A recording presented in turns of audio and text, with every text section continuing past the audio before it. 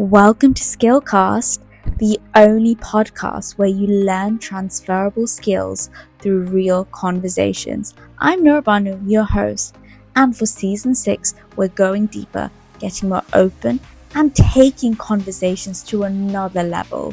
Because some of the most powerful lessons in life don't come from textbooks, they come from people, experiences, and honest discussions. So let's begin.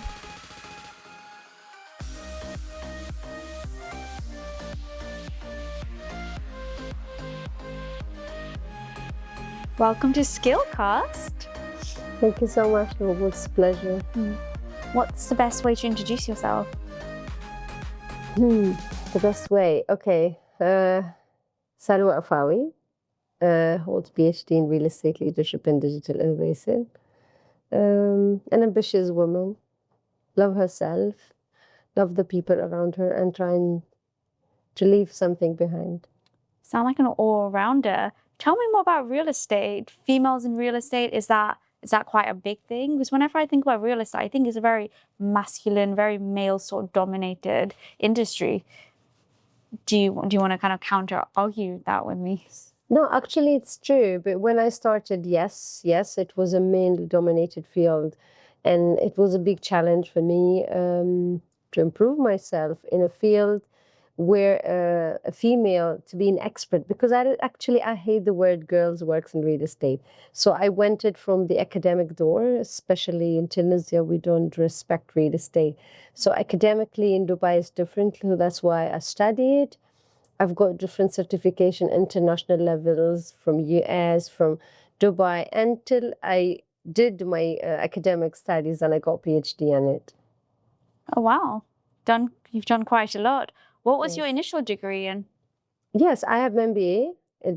I was an interpreter with the embassy. So my field and my business was so way different from real estate. I started 2012. I've got RERA, Owner Association, Property Management. Then, of course, I pursue work in real estate with Next Level Real Estate. And now I'm still with Next Level Real Estate as the regional director for 14 years now. Then I've done different certification all over the world. I became international property specialist with NAR, National Association of Realtors, New Jersey, Washington.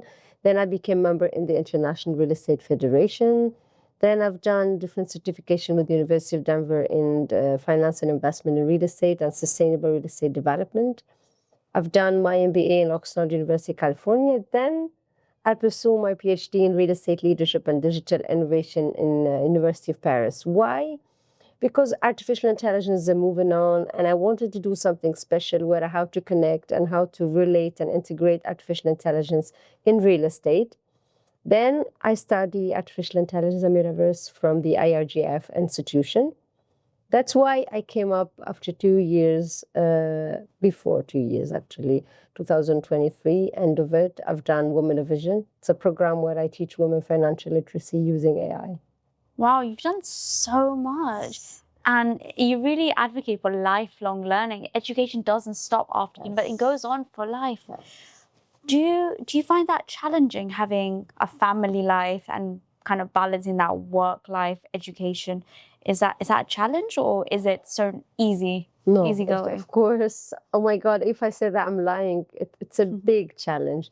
You know, I'm telling you why I believe in this and why I'm pursuing to teach women financial literacy is about understanding how important financial independence, because it's not only about money.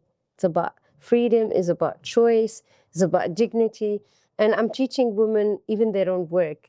For me to make a balance between my work and my life, it's like magic. So I'm trying. To tell you that I've done it, no, that's 100%.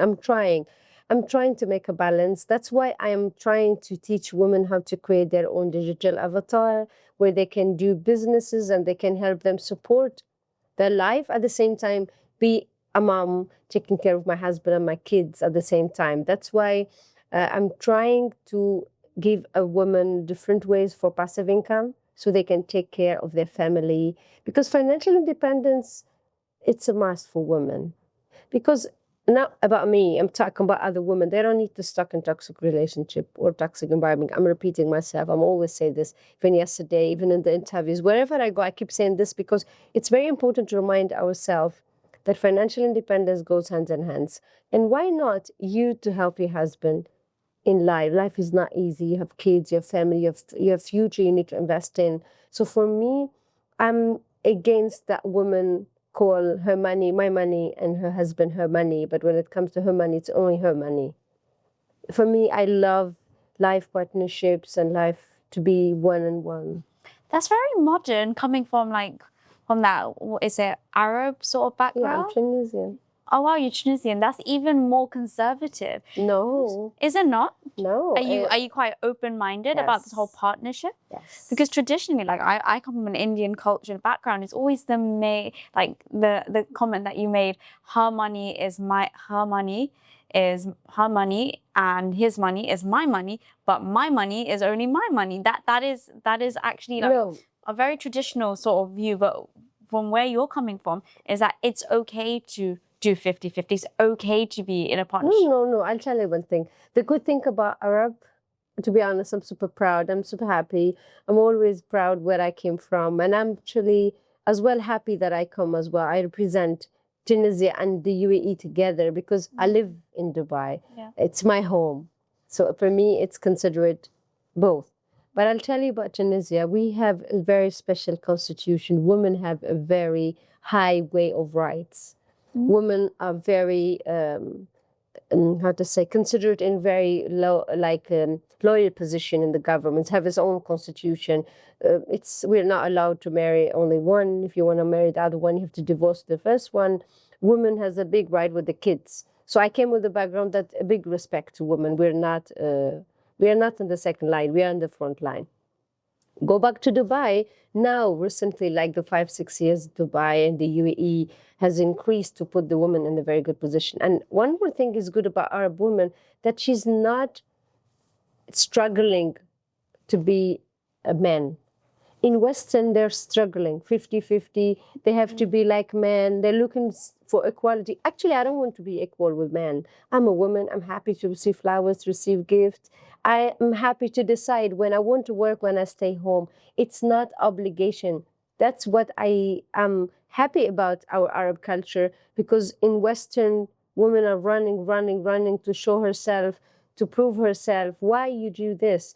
I am with justice. Yes, justice in salary, justice in leadership position, justice and fair in treatment, but not equality. I am woman. I don't want to be man. I don't want to do what men is doing. I want to do what is really suitable for me, and I want to decide. I need to have the choice if I want to work, if I want to quit, because now I see in Western life, women are obliged to work because you have to pay 50-50. That's why I am happy about this. Wow. I love that. It's so empowering. How did you build that mindset around just being independent and having that freedom, that flexibility, this whole financial literacy? Who was your inspiration? Oh my God, my daughter. Oh, really? So it was more of a recent mindset shift. It wasn't something. No. Being financially independent since day one. I am number 10 in my family. We have 6 sisters and 6 brothers. Wow. I'm a very traditional family. I love my family. I'm a village girl. I love being in the village. Even I learn about education and digital life and everything. But at the end, I'm a village girl. And I love nature. I'm not in a digital line. I'm not a city girl. So even I'm thinking about future retirement. You live in Dubai? Yes, I live in Dubai, but I'm thinking about a future where I want. Dubai is quiet as well. Like we have that life. We can have a place where you're quiet. But me and my future, I'm thinking about myself. I came from a very low background, so I'm very respectful background. My dad, maybe he's the first piece upon him, was maybe the first who give us a big place in our family. He prayed to rise education. We were one of the least families who are not allowed to immediately got married when they are young. So I got married late. All my sisters I got married late because we are favorizing. We give place to study. So you need to pursue your education, career, and everything. So he was pushing us to be what we want to be without pushing us to a family life or marriage or anything. So maybe that was the point, that I am having that support from my parents, especially my dad. My dad was my anchor. He was my idol.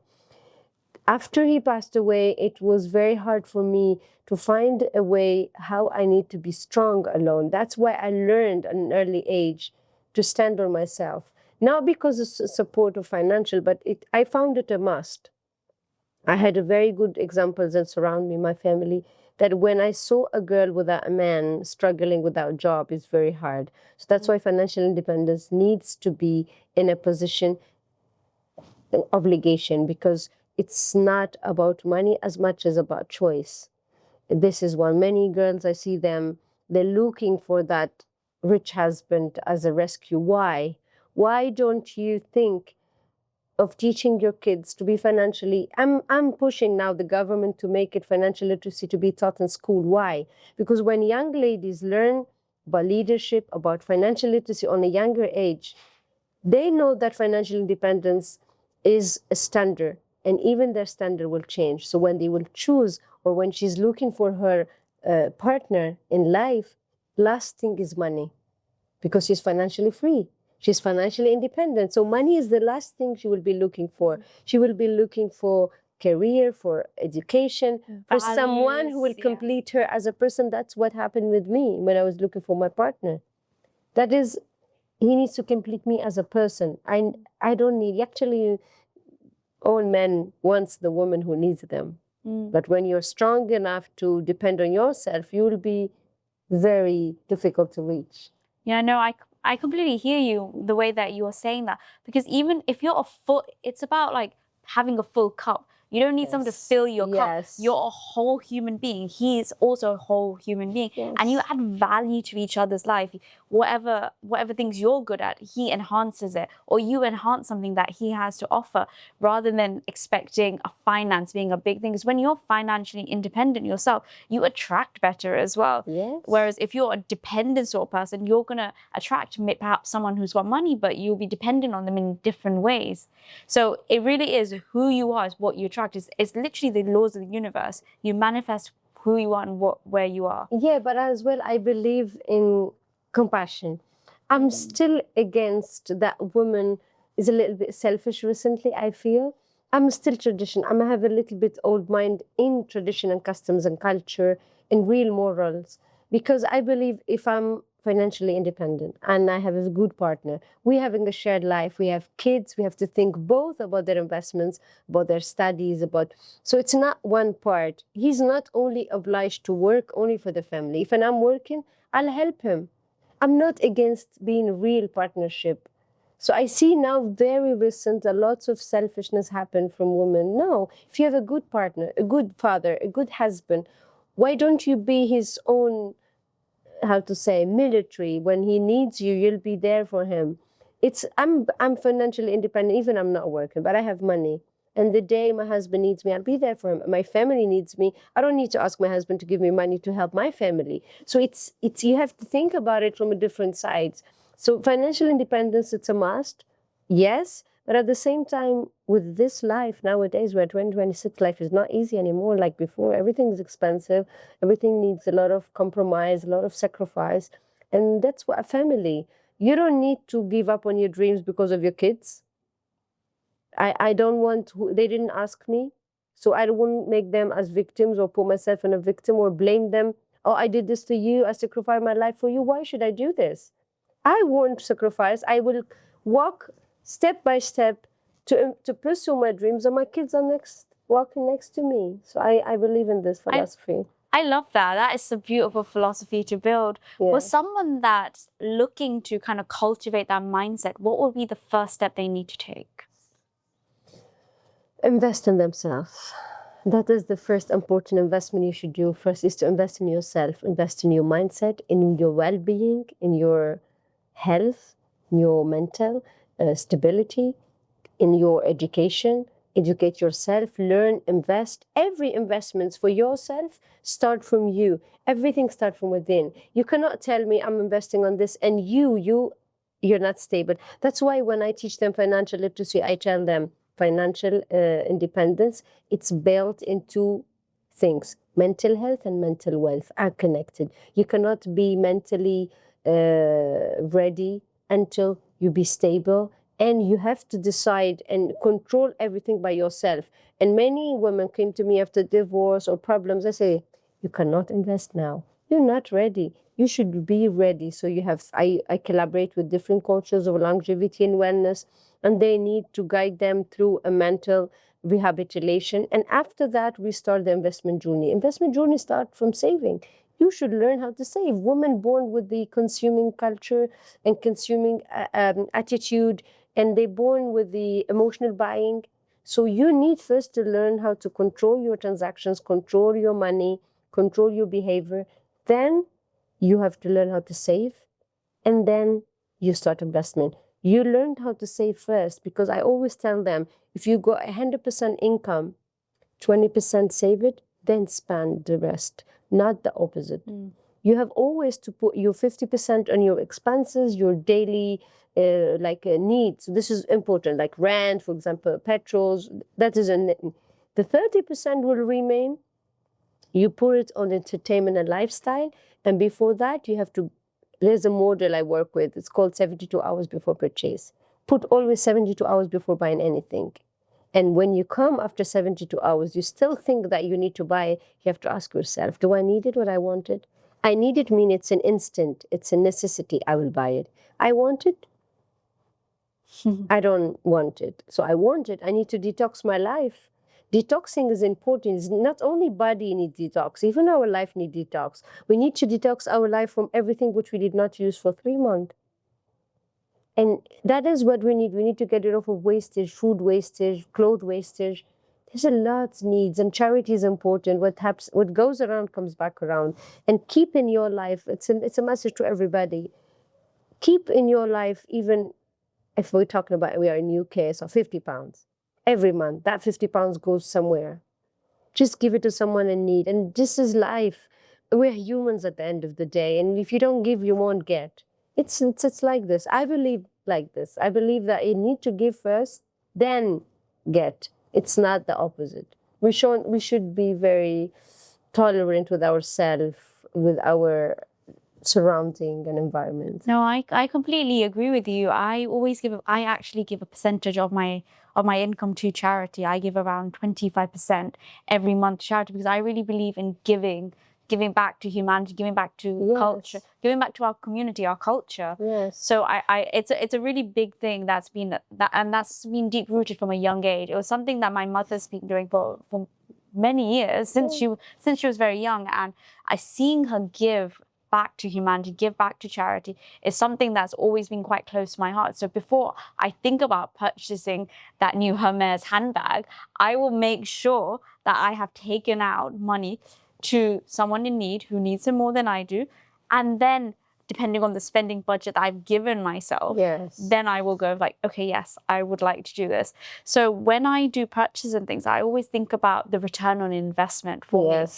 What's the point of buying something that I can't sell? Even if whether it's a luxury item or it's just a necessity, like a pair of t-shirts. Let's talk about a plain white t-shirt. I much rather get a white t-shirt that's made with better materials, cotton materials.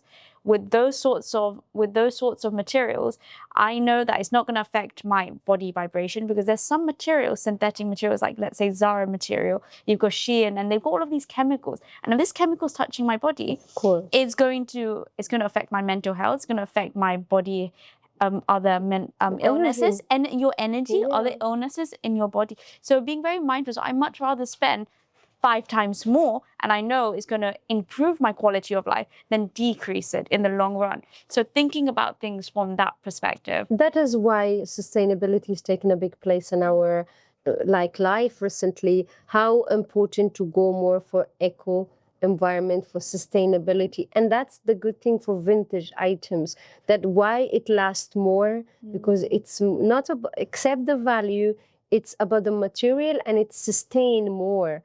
If you buy something really on a quality, it will remain years with you. But if you buy something random things, it will quietly be wasted. And if you see recently, 60% of GDP of many countries goes on wasted for clothes, pollutions. And after COVID, we've seen the world how it was. So it's all about understanding that we're all related. We're all related to each other. Every one of us is related. And it's all about understanding the mindset of everyone in life. You need to understand how to make yourself happy first. You can't make the world happy if if you're not happy. You can't. I always say I can't be rich if inside I'm poor. Everything starts from within. And I believe, if I don't love myself, nobody will love me. So I need to love myself. I need to invest in myself. I need to pamper myself. Then it's important for me to see to my co-gender. I need as well to empower women. I need to champion another woman. As I told you yesterday in the presentation, it's very important for me. If I find someone better than me, I have to ask, can you mention me? It's important, because if a woman empowers another woman, the whole community will rise. It's not about me, it's not about you. It's about that sustainable environment we need to create for each other. That's actually really beautiful, because comparison is a thief of all joy, they say. Yes. So don't compare yourself to someone else. Be the best version of yourself and support other women. Don't put them down. Yes. What's the point? Why do you need to be jealous of someone? You be on the same, if they're slightly on a higher level of them, instead of trying to be like them, ask them, how can I support them, or how can I shadow them, so you two can be on a similar way. And no two people are the same. Whether two women are doing exactly the same job, Yes. we all have our own unique spark, our own unique touch to doing something. So never fear competition. There's enough people in the world. There's billions of people that live around the world. No competition. I have the same pool of people you have. Never feel that I offer exactly the same as you. You can get two people. Comparison is a thief of all joy. Why do you want to compare yourself to someone? We all have our unique spark, our unique touch to doing something. No two people are the same. And if you see someone that's doing something very similar to you, rather than saying, how can I be better than them? You should think, how can I see what they're doing, and how can I have my own spin to it, my own touch to it?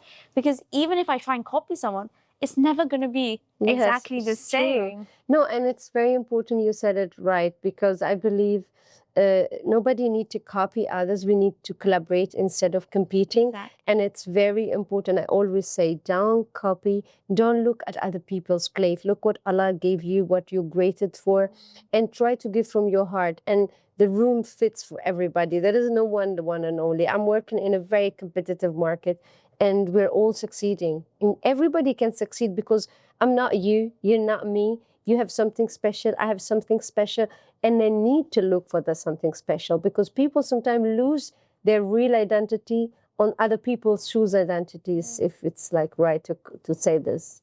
Exactly. You don't lose your identity. Don't Yes. lose who you are. Be who you need to be. Yeah, I think true. that's just a really beautiful thing. Yeah. I think we've had a really long and lengthy Yes. conversation talking about women, about sisterhood, more than anything, being one and being together. And I think that's probably the biggest message from this podcast. Yeah, see, I'm here from a different background, lives in Dubai, come to the UK. You came with your own culture.